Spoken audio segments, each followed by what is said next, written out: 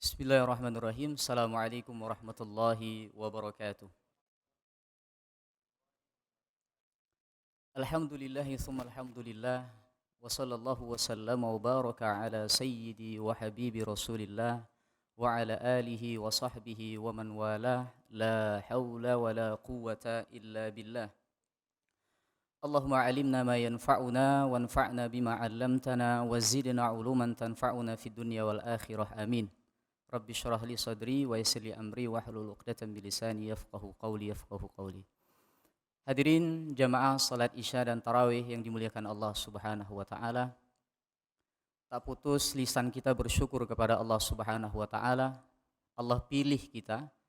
Bahkan pilihan Allah ini bukan kepada setiap manusia.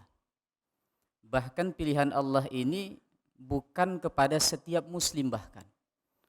Akan tetapi kita yang hadir di masjid ini atau kaum muslimin secara umum, Allah pilih untuk bertemu dan dimasukkan ke dalam sebuah lembaga terbaik yang kita sebut dengan lembaga Ramadan. Visinya adalah mencetak orang-orang beriman dan bertakwa sehingga dengan level keimanan dan ketakwaan ini akan mengantarkan kita kepada level yang lebih keren lagi, yaitu level yang disebut oleh Malik bin Dinar sebagai level ma'rifatullahi ta'ala. Level yang mampu mengenal Allah Subhanahu wa ta'ala dengan baik dan mampu dicintai oleh Allah Subhanahu wa ta'ala. Hadirin jamaah salat Isya dan tarawih yang dimuliakan Allah Subhanahu wa ta'ala. Hal ini pernah diucapkan oleh Malik bin Dinar, yang mana perkataan beliau ini diabadikan oleh para ulama kita di dalam kitab-kitab mereka. Salah satunya adalah Imam Az-Zahabi, salah seorang ulama yang wafat pada tahun 748 Hijriah. Dalam salah satu kitab fenomenalnya Syiaru A'lamin Nubala, sejarah dan biografi orang-orang yang memiliki peranan besar dalam sejarah Islam. Di dalam kitab tersebut dituliskan oleh Imam Az-Zahabi bahwasanya Malik bin Dinar pernah mengatakan, kharaja ahlud dunya minad dunya wa lam yadhuqu atyaba syai'in fiha.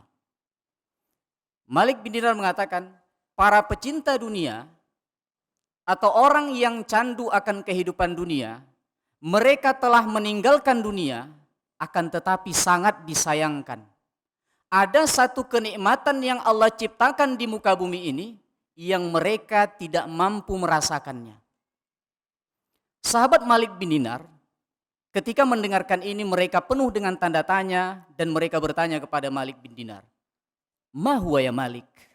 Apa hal yang Allah ciptakan di muka bumi ini, kenikmatan terbesar yang terhebat yang Allah ciptakan di muka bumi ini yang tidak mampu dirasakan oleh orang-orang para pecandu dunia?" Malik bin Dinar dengan tenang dan penuh wibawa mengatakan, ma'rifatullahi ta'ala. Level atau orang-orang atau sesuatu yang mampu mengenal Allah dengan baik dan mampu dicintai oleh Allah Subhanahu wa ta'ala. Maka pada momentum Ramadan ini kesempatan terbaik bagi kita untuk bisa sampai kepada level keimanan dan ketakwaan, kemudian disampaikan kepada level yang mana level tersebut yang disebut oleh Malik bin Dinar ma'rifatullahi ta'ala. Hadirin jamaah salat Isya dan tarawih yang dimuliakan Allah Subhanahu wa ta'ala, kita sadar bahwasanya kita ini telah dipilih oleh Allah Subhanahu wa ta'ala masuk ke dalam Ramadan. Akan tetapi disayangkan, ternyata banyak di antara kaum muslimin yang tidak memanfaatkan ini dengan baik. Ada salah satu visi terbaik yang dijelaskan oleh Rasulullah Shallallahu Alaihi Wasallam bahwasanya ketika Ramadan masuk, ada di antara kaum muslimin yang celaka. Hal tersebut diceritakan Rasulullah Shallallahu Alaihi Wasallam yang mana hadis ini diriwayatkan oleh Imam Tirmidzi dalam sunannya dan Imam Ahmad dalam musnadnya. Ketika itu Rasulullah mengatakan, "Raghima an furujulin dakhala alaihi Ramadan thumman salakha qabla an yughfaralah." Betapa celaka seseorang, betapa merugi seseorang, kata Rasulullah Shallallahu Alaihi Wasallam, Allah berikan kesempatan kepada dirinya untuk masuk bertemu dengan Ramadan. Allah pilih dia untuk menjamu Ramadan. Akan tetapi ketika Ramadan tersebut berlalunya Ramadan, akan tetapi dosanya belum diampuni oleh Allah Subhanahu wa taala. Dari hadis ini kita melihat bahwasanya Rasulullah menjelaskan kepada kita, di antara kaum muslimin meskipun Allah pilih mereka, Allah berikan kesempatan kepada mereka untuk masuk ke dalam Ramadan, akan tetapi berlalunya Ramadan tersebut mereka sia-siakan kesempatan dari Allah Subhanahu wa taala tersebut. Oleh karena itu, ketika kita sadar bahwasanya kesempatan ini tidak akan pernah ada yang bisa menjamin bahwasanya Allah Subhanahu wa taala akan memberikan kesempatan itu kepada kita di Ramadan yang akan datang, maka kita maksimalkan, kita optimalkan dengan baik. Kemudian hadirin jamaah salat Isya dan Tarawih yang dimuliakan Allah Subhanahu wa taala, apa yang kita rasakan pada Ramadan ini merupakan rezeki dari Allah Subhanahu wa taala. Akan tetapi ada satu hadis yang harus kita renungkan dengan baik, yang mana hadis ini diriwayatkan oleh Imam Ibnu Majah dalam sunannya dan Imam Ahmad dalam musnadnya. Ketika itu Rasulullah katakan, wa innar rajula la yuhramur rizqa bidzanbil ladzi yusibuhu. Sesungguhnya kata Rasulullah, seseorang itu akan terhalangi dari rezekinya disebabkan oleh dosa atau maksiat yang dia lakukan kepada Allah Subhanahu wa taala. Tetangga yang baik itu adalah rezeki. Anak yang soleh itu adalah rezeki. Kolega yang baik itu adalah rezeki. Mampu kita berpikir atau berprasangka baik kepada sesama kaum muslimin itu adalah rezeki. Mampu kita memberikan nafkah yang halal kepada keluarga kita itu adalah rezeki. Dan segala hal-hal baik itu adalah rezeki. Seseorang akan terhalangi dari rezeki tersebut disebabkan oleh dosa atau kemaksiatan yang dia lakukan. Maka pada momentum kali ini, Ramadan kali ini, sebagaimana dijelaskan oleh Rasulullah, di antara orang-orang yang celaka, orang yang berlalu Ramadannya akan tetapi tidak mampu diampunkan dosanya oleh Allah.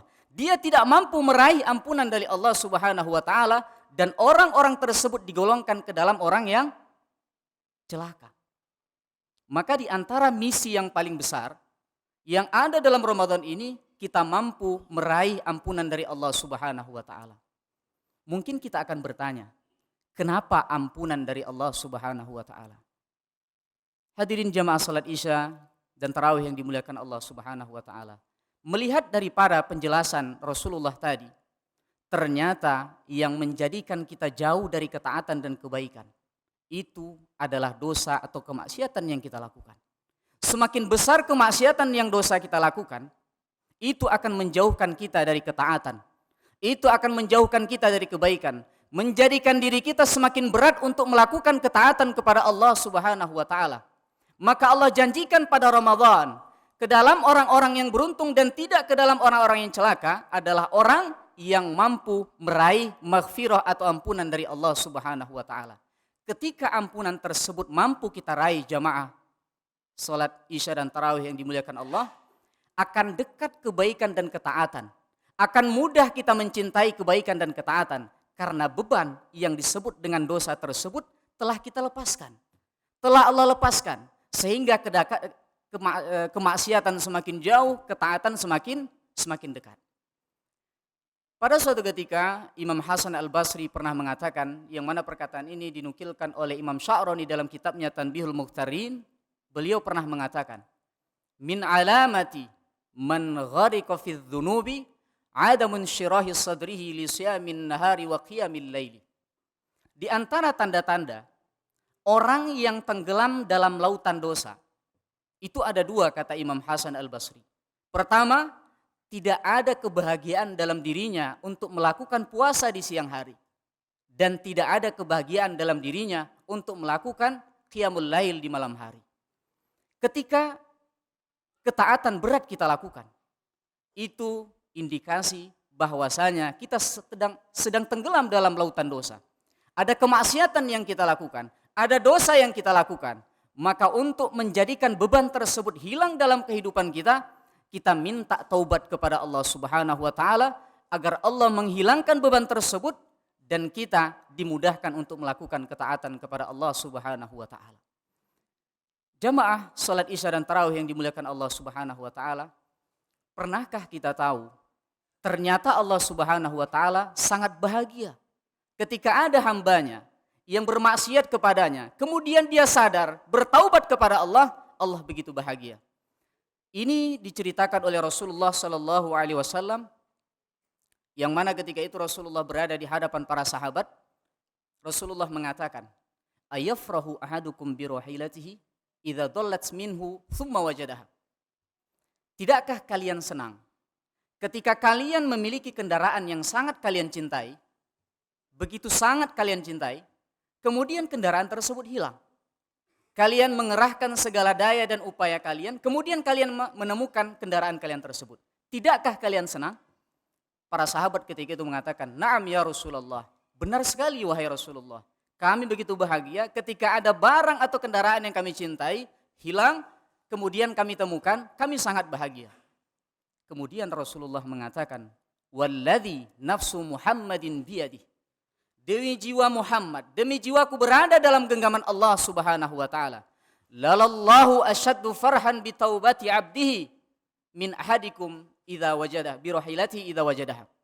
Sesungguhnya Allah jauh lebih bahagia ketika ada hambanya yang datang kepadanya, bertaubat kepadanya dengan taubatan yang sesungguhnya, kemudian Allah memaafkannya.